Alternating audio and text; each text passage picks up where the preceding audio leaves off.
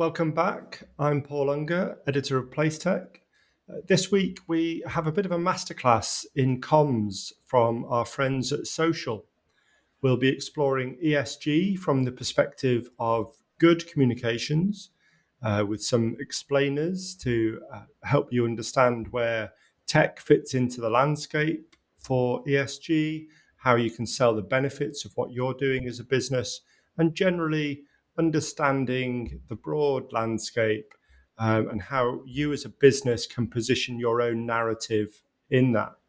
So welcome to Sarah Donnelly, Andy Cameron Smith, and Luke Cross from Social. Hi, everyone. Hi, Paul. Hi, Paul. So, Sarah, I'm going to start with you. Tell us, given the growth of the green tech sector, how can communications enable tech companies to compete? Yeah, I think, you touched on it then about the growth of the sector and, the stats and the value of the sector has massively grown in recent years, not least because it's on a lot of businesses and a lot of government agendas with the timelines that we're working to as far as net zero goes. I'll let Andy talk more about that. I think from a comms perspective, it's critical that you get this right. You have a limited window in which to make a good impression and build that reputation. When you're competing in a market that's that's maturing and that's getting huge visibility across the world, then you've got to understand your position in the market, where you fit, what your narrative is, what are your values, and really understand your audiences. And I think communications is a vital way to do that. Spend time understanding, who is it you're trying to reach? Who are those sectors? Where can you engage with them? And, create the content and the conversation that really will stand you apart from your competitors. Okay, thank you. And Andy, from your experience, tell us a bit about the role and importance that can be placed on technology in the decarbonisation of our property sector. Yeah, thanks, Paul. Technology has got a massive role to play, and it's existing technology and it's technology innovation. And those two dual kind of roles are all to make things more efficient and more cost effective. So if we look at property to start with, at both from a commercial and a domestic kind of level, the big challenge for decarbonisation in the UK is how we decarbonise the heat that goes into our buildings. So technology obviously has a role to play as part of the generation of energy, but it's also, once it's into the building and the property, how it's used effectively, and how technology has to be easy for the end user to use. As we go through a decarbonisation journey, we're going to be asking a lot of people to change their behaviour. So technology can play a key role in helping to facilitate that change in behaviour, but also make it something that people embrace rather than push against. Yeah, absolutely. And Luke, what are you seeing in the ESG, of the sort of role that it plays in the sectors that you work across, please? Thanks, Paul. So ESG, everyone's talking about it, aren't they? But it tends to mean different things to different people. Everyone's kind of got their own slightly different definition, I think, of what ESG is. The simple way that we talk about it is, we see ESG as a reporting framework. But if it's done well, it's more than a reporting tool. It can drive behavioural change and cultural change. It can drive performance, kind of tapping into that whole what gets measured gets managed type of ethos. It can engage key stakeholders, and it can certainly look to demonstrate risk management and maybe even the impact of an organisation on the outside world. And that seems to be the way that the debate and conversation around ESG is heading. But as I say, it really does depend who you talk to as to what ESG means to your organisation. Yeah. And Sarah, do you think that maybe comms has been part of the problem, that it's too big for people to get their heads round? It's not really been brought to life with specifics and those sort of authentic stories, that it's just too vast and abstract? And is there a way that business can maybe help counter that? Yeah, I mean, you could look at it that way. You could argue that, it began life perhaps as a bit of a buzzword and a box ticking exercise, and actually now it's become so broad, and it does involve so much. I mean, arguably, the work that Andy does in net zero crosses over into the work that Luke does across the ESG space. So I think moving forward, and this is the almost the purpose of Andy and Luke's divisions here at Social, is because it's so vast and because it can become such a complex journey and a complex communications journey. How do you consolidate that information and understand what it means for your business that takes it beyond that box ticking exercise? Yeah.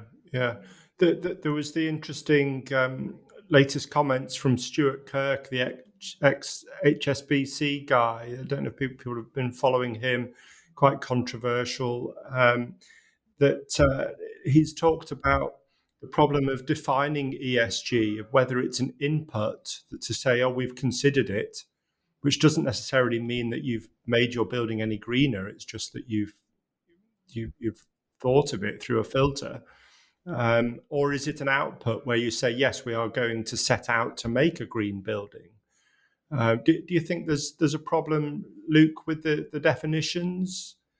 Oh, absolutely. This has been a debate that's been raging, isn't it, for years? And I think particularly as ESG has gone mainstream, there's just been this kind of enhanced confusion around what it's there to do, what it is, what it means to different people.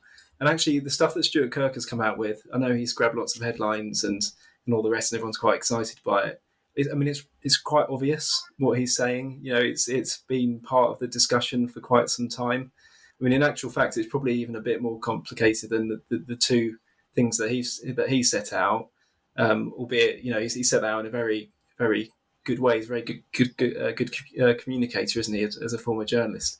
So, absolutely, agree with the point about kind of the inputs and the outputs, the kind of essentially risk of the outside world to the organisation versus the impact of the organisation on the outside world. But I mean, in terms of the organisations we work with, I mean, there's kind of 6 things that we're kind of coming across, and the ESG discussion ends up covering, and that includes impact seems to be what people are talking about quite a lot, but isn't traditionally what ESG really is about. And where most people are is disclosure. That helps with the second one, risk management. And that's where a lot of investors and funders are focused, the input point that you made, Paul. From then on, you talk about things like value creation, you talk about performance, you talk about values alignment, and you talk about impact. And as I said at the start, I think really where you come at this from across maybe those 6 things, and those are the 6 things that we've identified. I'm sure that there's probably more out there depending on people's interpretation, but really what you should be measured against is where you're coming at it from in that context, and actually how you're performing against one or all of those things, because they do intersect as well. Yeah, and Andy, how should property be viewing net zero, and what's the sort of difference between thinking about net zero and thinking about ESG? You can look at it 2 ways, I think, Paul. I think a lot of people put in the bracket that it's a massive challenge to decarbonise property stock that we have, but then it's also a massive economic opportunity that we face as a country as well. So I think one thing I always try and talk to people about this is that when we talk about the net zero transition or decarbonising the economy, it's a transition for a reason, and we've got to make movements in the right kind of direction. And I think where that then intersects into the world of ESG is, as Luke kind of says there, it becomes a bit of a measure for people to look at what organisations are and what organisations are about. But I think people are looking a little bit for magic answers too soon. When we do look at decarbonisation, it might surprise people that a lot of the technology, certainly to decarbonise our power grid, is already known. What the challenge is that we have, and property is within this, as is every other sector, is that we need decarbonisation solutions at scale because we've got so much to do.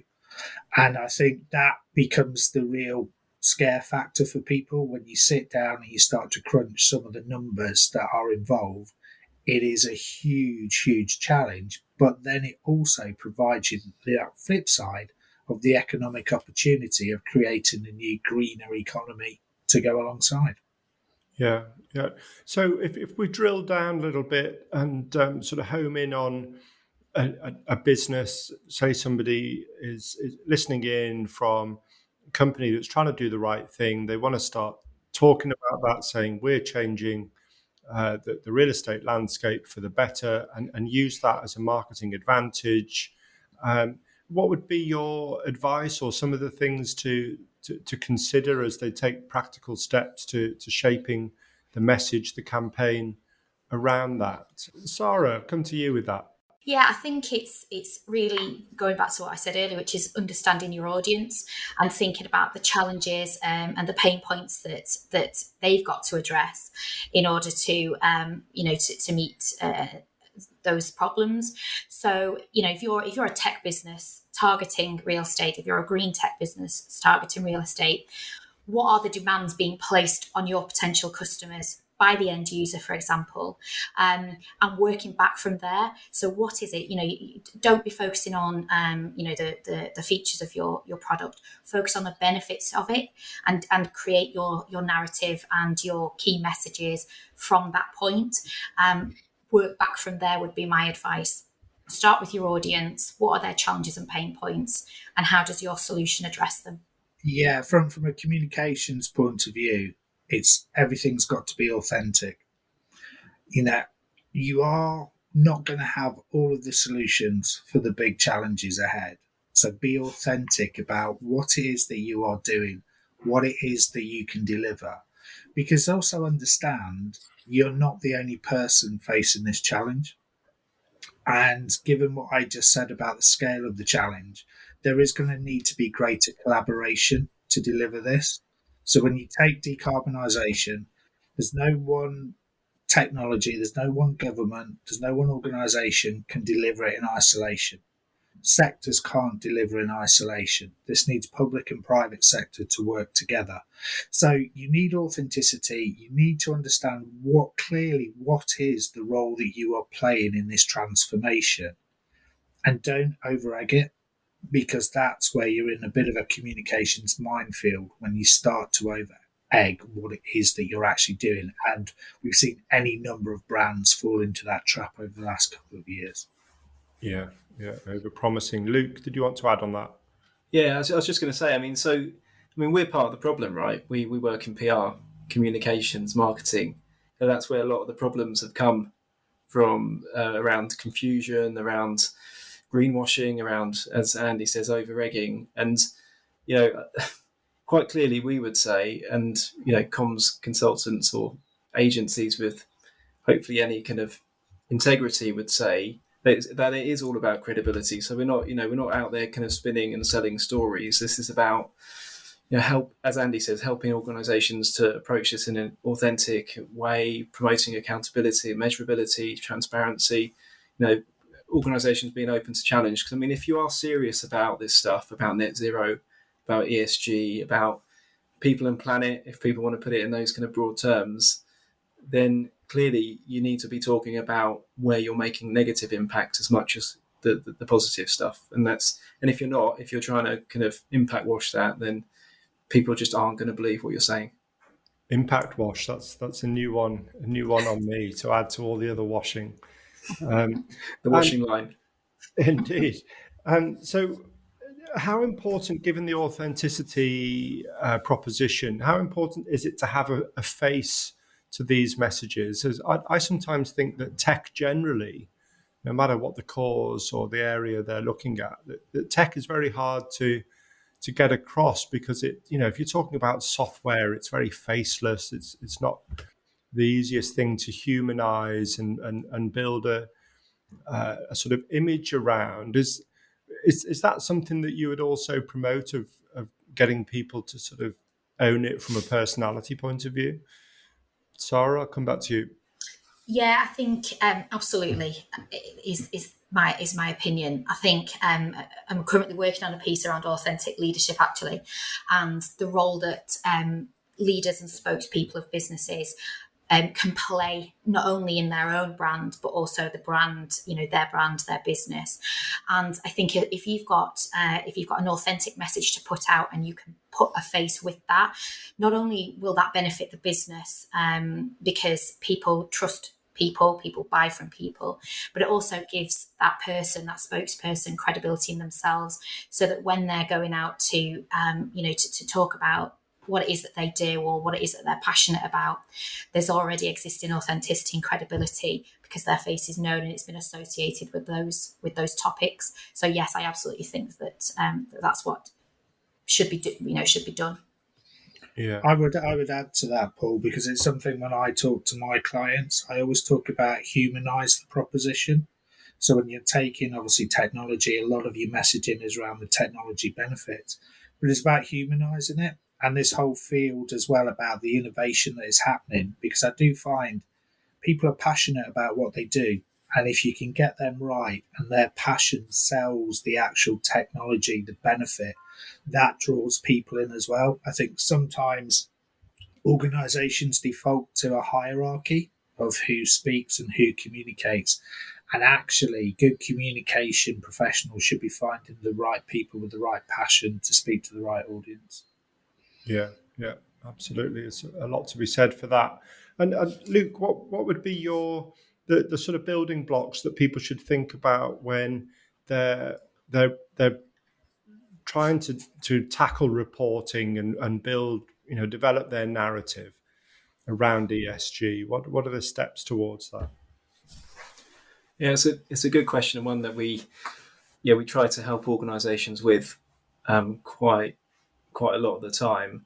I think the first thing to say, because I think this has been quite interesting, from a sort of comms perspective, is that it's not led by comms. There was a bit of an idea, and some comments flying around last year, I think it was, that everyone was getting quite excited about ESG in the PR world, and we're talking about ESG being led by PR and communications. That's just simply not the case. So, you've got to, within the organisation, there is that kind of piece of work to identify who are the sort of key stakeholders, who's going to be around the table, and that at that point, you're looking for that sort of diverse range of people that are really going to represent each part of the organisation, which feeds into the ESG, what kind of ESG covers.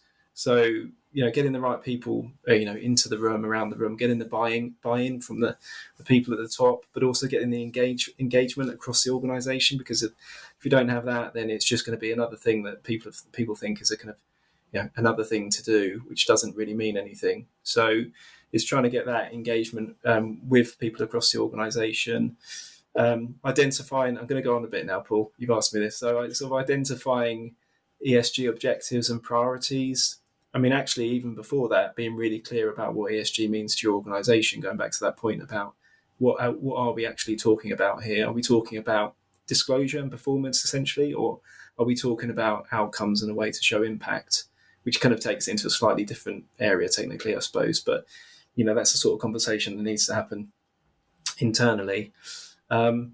And then, talking through the kind of process, really, of how are you going to collect data, who's going to own it, who's going to take responsibility, what's it going to be? Is it going to be an annual process, a quarterly process? How are you going to structure the narrative and the reporting around it? Because the kind of message should probably come a bit later, really. That all said, I mean, I absolutely think communications people need to be within the process. I just don't think they should be leading it. Yeah, there was a whole wave, wasn't there, of marketing directors becoming sustainability directors a couple of years ago, and maybe it's still happening.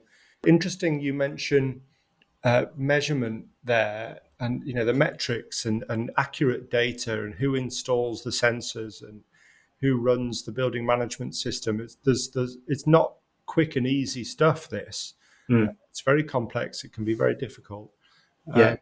And one other thing I should mention, obviously, is is this point about a framework as well. with it being evidence-based, clearly you need to be attaching it to some sort of respectable framework or something that people can use and see as comparable. So, and there's lots of, the UN SDGs is obviously the starting point for most organisations, but within different sectors there'll be different frameworks, and then beyond, across the financial world, clearly there's a whole raft of them which are trying to be, people are trying to amalgamate and condense and bring together at the moment. So, there's choices there. Yeah, that's right. And we're not yet at a stage where we've got data standardization. There's a lot of property companies saying, maybe it's an excuse, but they're saying we're waiting to be told what to do and which the right framework to follow. Sarah, I was going to ask you on the tech side, the companies that you come across, is measurement still one of the hot areas in terms of measuring the energy output of buildings? There's a lot of prop tech firms that say they can measure the performance of buildings and the heating and so on. It seems to be quite congested. I don't know if you're still seeing startups there, and what would be your advice to them for cutting through when it is quite a congested field for those sort of energy monitoring softwares? I think really it's about how you've moved, or how those businesses have moved beyond that now. So it's, yes, reporting and measurement is important. But what else are you offering? What's the bigger offer to businesses? Because I think businesses over the past few years have moved on now, and they're expecting more from the technology and the solutions that they are choosing. This isn't about a quick and easy piece of software that can give me that element of the answer. This is about what more can it do. And I think what a lot of tech, certainly what I've seen, is a lot more tech businesses are looking at their bigger offer, and for longevity, what else, looking at the future and as far as innovation goes, this might solve this problem now, but what does my solution need to solve in the future? And seeing that bigger picture, and seeing what more value add they can bring to a business. And I think that kind of understanding the landscape beyond the now, thinking about what more are these buildings, facilities managers going to need in the future, and trying to devise your solution, your offer that will marry that journey and scale with that journey as it goes. Yeah, wonderful, thank you. And Andy, just before we wrap up, we've heard a lot about the sort of tech, the energy at scale. How important is behaviour change as well in the whole sort of decarbonisation of the economy and the journey to net zero? I think, put simply, Paul, if we don't have behaviour change, we won't deliver net zero. And that's not to put all the emphasis back on the individual, but I kind of talk about there's certain pillars that have to be delivered to do decarbonisation. The first one is technology and innovation, which we've talked about. The second one is infrastructure. We need to redevelop our energy infrastructure in the UK. We've got an energy system which works, but it was built for a different time. The grid needs to adapt to take on the new sources of renewable energy that are coming on there. And then the third part is the behaviour change. And if the behaviour change doesn't happen, it can put a blocker on both the technology and innovation and the infrastructure change that happens. So I think behaviour change is critical to what we do. I think we need to look at a really big education programme, communications-wise, on what we actually mean. Too much of the decarbonisation debate is, forgive the subject matter we're talking about, is too technical or it's too economical. We've got to talk to people that actually, this is, fundamentally, at the end of the day, this is about improving people's lives. Trying to get to different ways where, we have a planet which is habitable for everybody, that, is not subject to adverse weather patterns that turning on the news today and all of Cuba's power's gone because of the latest hurricane that is coming. These things are happening and we have to adapt. But I think there is a role, and that behaviour change, and that comes from organisational change and individual change. And too often you hear people say, well, if I change, it doesn't make much difference. But I think it's a different mindset that if we all start doing small changes, they soon add up, and that becomes big change at the end. You can't mandate it. You've got to take people on the journey with you. And that's where I do believe good communications has a role to play. And that's why I go back to the authenticity. Let's be upfront. Let's be honest with people. This will involve change. It changes how you live in your home, how you commute to work, what you might be eating. But if we're upfront, I think people are willing to adapt. Some people will argue, but as we went through COVID, we can see how people's behaviours change when certain matters are put in front of them. So we need to look at the climate change, the decarbonisation through a similar kind of lens, and we need to engage people and engage them in the change. Yeah, such an important point that you make about education and nudging people, getting the right messages that trigger a response. And it's so important that we do this, and we all take responsibility, whether we're a business leader, a politician, or just an individual consumer and householder. It needs everything at every scale. That's fantastic. Well, this story will run and run, as they say, and maybe we'll get you back in a few months' time. It'd be good to see how things have evolved and how comms and the narrative has maybe changed for businesses looking to sell into real estate, but also working in real estate as well. So thank you, Sarah. Thank you, Luke. Thank you, Andy, for joining us from Social, from across the group there on Net Zero, ESG and tech. And we'll see you again soon. Thanks, everyone.